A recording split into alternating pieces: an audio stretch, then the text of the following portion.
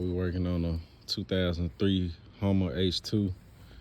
Finna get a new throttle body put on.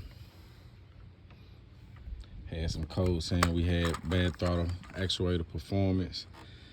We was gonna use my back probes and my voltmeter to test that reference voltage, but after taking this intake manifold off, looked at it, seen that it was dirty like this, said we might as well put a new one on. So we're about to get that done and see what we got.